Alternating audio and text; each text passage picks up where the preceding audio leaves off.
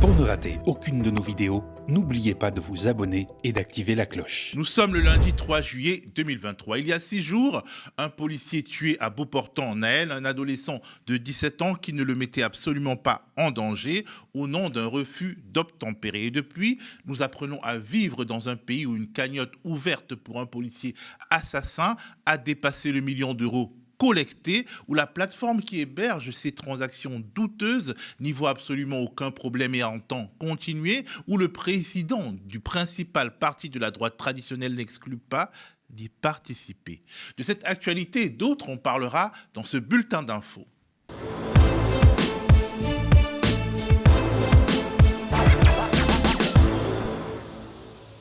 Quel problème? Mais il n'y a pas de problème. C'est en gros le message que la plateforme de collecte de fonds GoFundMe a envoyé à l'opinion publique aujourd'hui. Depuis plusieurs jours, ses administrateurs étaient interpellés par les internautes qui ne comprenaient pas qu'elle héberge une cagnotte créée par Jean Messia, activiste d'extrême droite, proche de Marine Le Pen puis d'Éric Zemmour, dans le but de soutenir la famille de Florent Ménéplier, le policier qui a abattu à Nanterre le jeune Naël, 17 ans, au prétexte d'un refus d'obtempérer. Une famille qui, grâce à ce crime, est devenue millionnaire puisqu'au moment où nous enregistrons, cette cagnotte a déjà dépassé le million d'euros. Et que disent les responsables de GoFundMe? Interrogés par l'équipe de l'émission Tech & Co de BFM TV, voici ce qu'ils ont répondu. Actuellement, cette cagnotte est conforme à nos conditions d'utilisation, car les fonds seront versés directement à la famille en question. La famille a été ajoutée comme bénéficiaire et donc les fonds leur seront directement versés. Et pourtant, que lit-on dans les conditions générales d'utilisation de GoFundMe? Vous acceptez et déclarez, garantissez et vous engagez à ne pas utiliser les services pour lever des fonds, créer ou contribuer à une collecte de fonds, avec comme objectif implicite ou explicite de promouvoir ou d'impliquer tout contenu utilisateur qui reflète, incite ou promeut un comportement jugé, à notre entière discrétion, comme étant un abus de pouvoir ou une incitation au terrorisme, à la haine, à la violence, au harcèlement, à l'intimidation, à la discrimination, au financement du terrorisme ou à l'intolérance de quelque nature que ce soit, ou qui reflète un abus de pouvoir lié à la race, à l'origine ethnique, à l'origine nationale, à l'affiliation religieuse, à l'orientation sexuelle, au sexe, au genre, à l'identité de genre, à l'expression de genre, au handicap ou aux maladies. À son entière discrétion, selon son expression, GoFundMe juge que le fait de promouvoir un crime policier et d'enrichir celui qui l'a commis ne pose pas de problème. C'est un choix politique qui en dit long.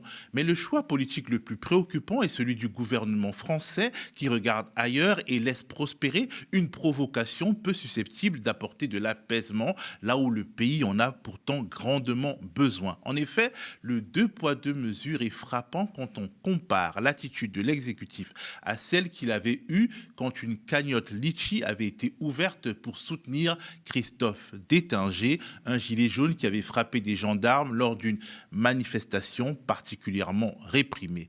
Souvenons-nous de ce que disait par exemple Muriel Pénicaud, alors ministre du Travail. Qui est-ce qui soutient le gendarme qui s'est fait tabasser, là, qui a été attaqué?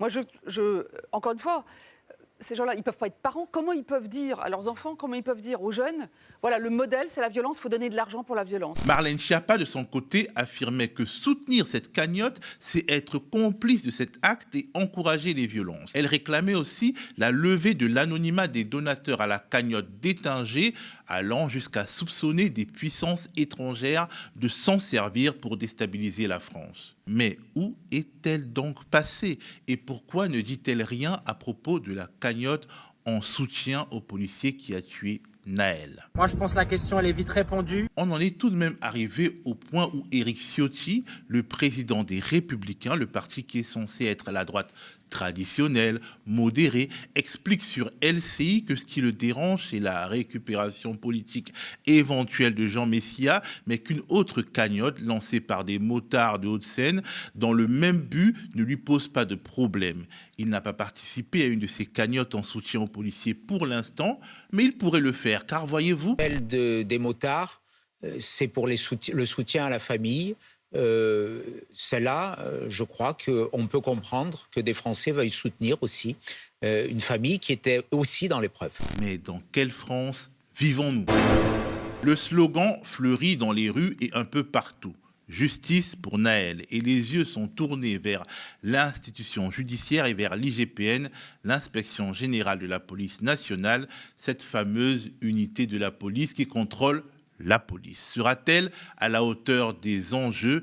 Elle a en tout cas déjà commencé à communiquer sur la vidéo amateur où l'on voit le crime policier qui a coûté la vie à Nahel et où on entend de loin les propos des 2 agents qui l'avaient interpellé. C'est ce qu'expliquait ce matin un journaliste de France 2. L'IGPN a beaucoup progressé sur l'analyse de la vidéo du tir qu'on a beaucoup vu la semaine dernière. Vous savez, dans cette vidéo, on devine une discussion lors du contrôle. Certains avaient cru entendre les policiers dire à Nahel « Je vais te mettre une balle derrière la tête » ou « Shoot-le », ce qui laisse penser à un tir prémédité. Eh bien, aujourd'hui, l'IGPN, cette police des polices, n'a pas du tout la même analyse. Elle entend les policiers demander à Nahel à plusieurs reprises « Coupe », sous-entendu « coupe le moteur » et « Mets tes mains derrière la tête », ce qui n'est pas une menace, mais plutôt une sommation.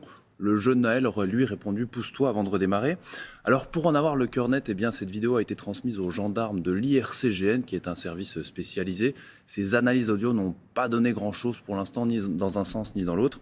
Ça ne veut pas dire que le policier tireur n'est plus mis en examen. Elle avait tout soupçon, il est toujours mis en examen et placé en détention provisoire. Sauf que ce sera version controversion. En effet, un des témoins, un ami de Nahel qui était dans la voiture au moment des faits, a raconté ce qu'il a vu aux Parisiens.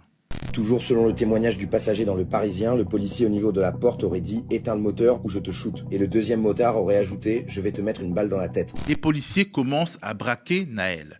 Le policier placé près de la vitre conducteur aurait dit, et je cite, « Éteins le moteur ou je te shoote » et l'autre à peu près « Je vais te mettre une balle dans la tête ». Les récits divergent, mais une expertise indépendante pourrait nous édifier. C'est celle de l'ONG de journalisme Index, spécialisée dans les reconstitutions, et ses partenaires qui planchent sur le sujet avec des techniques d'investigation audio extrêmement poussées. Les résultats tomberont assez vite. L'actualité autour de la tragédie Nahel, ce sont aussi les révoltes qui se poursuivent avec les dégâts matériels qu'elles peuvent causer, mais aussi avec leur lot d'interpellations, environ 78 à 1h30 du matin dans la nuit du dimanche à lundi, à un rythme plus faible que la nuit précédente durant laquelle 719 personnes avaient été interpellées. Interpellations, mais aussi comparutions immédiates. Des comparutions immédiates qui suscitent déjà de nombreuses critiques, comme durant la révolte des Gilets jaunes. À la suite d'un reportage au tribunal de Bobigny, le quotidien L'Humanité dénonce ainsi une justice expéditive pour envoyer un signal fort. Mediapart, de son côté, note qu'à Nanterre, des peines de prison avec mandat de dépôt ont presque systématiquement été requises contre les jeunes arrêtés lors des émeutes. Mediapart note que les juges doivent s'y retrouver. Dans l'urgence, aux médias, nous reviendrons sur ce sujet important. À l'international, la presse du monde entier a toujours les yeux rivés sur la situation et pour cause, 3 jours après la mort de Nahel, l'ONU n'avait pas manqué de rappeler à la France de se pencher sérieusement sur les problèmes de racisme et de discrimination au sein de ses forces de l'ordre. Les autorités françaises devraient veiller, et je cite, à ce que même s'il y a clairement des éléments violents dans les manifestations, il est crucial que la police respecte à tout moment les principes de légalité, de nécessité, de proportionnalité, de non-discrimination, de précaution et de responsabilité.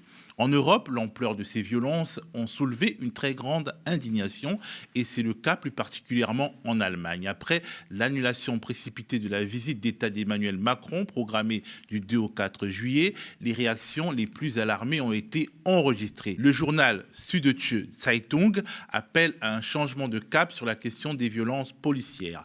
Même son de cloche pour le média britannique The Guardian qui dénonce les techniques policières et le racisme institutionnel en France. Rappelons dans son édito que les gens se sont exprimés de plus en plus fort sans pour autant être entendus. En gros, c'est majoritairement sous l'angle de la dénonciation du racisme et des problématiques liées à l'immigration que plusieurs médias internationaux ont commenté la situation sociale de la France. Un traitement médiatique qui n'a pas bien sûr échappé à la presse maghrébine qui s'est tout de suite indignée de la façon dont les médias français se sont empressés d'inventer un casier judiciaire à Nahel sur la base des préjugés collés aux jeunes de banlieue d'origine étrangère, en l'occurrence la algérienne. La France refuse de reconnaître ses fautes, une fois de plus, titre le journal algérien El Kabar, qui suit de près les événements depuis la réaction inédite du pouvoir d'Alger, qui a demandé à la France d'assumer, et je cite, pleinement son devoir de protection de ses ressortissants sur leur terre d'accueil. Et voilà, c'est la fin de ce bulletin d'infos quotidien qui entre dans notre programmation d'été. Nous réduisons quelque peu la voilure, en effet, avec la fin de l'émission Toujours debout en direct, mais l'actualité ne s'arrête pas et nous continuons à vous fournir dans ces moments importants nos reportages, enquêtes, entretiens, plateaux d'analyse et de décryptage au quotidien. C'est l'été et notre survie, l'intégrité de notre projet éditorial dépend toujours de votre soutien et de vos dons. Si nous voulons survivre à l'été et être prêts pour le grand virage de la saison 7 du média, il nous faut mobiliser au moins 100 000 euros de dons. Déjà 51 000 euros ont été récoltés. Merci. Rendez-vous sur lemediatv.fr/soutien. On compte sur vous. Restez connectés aux médias.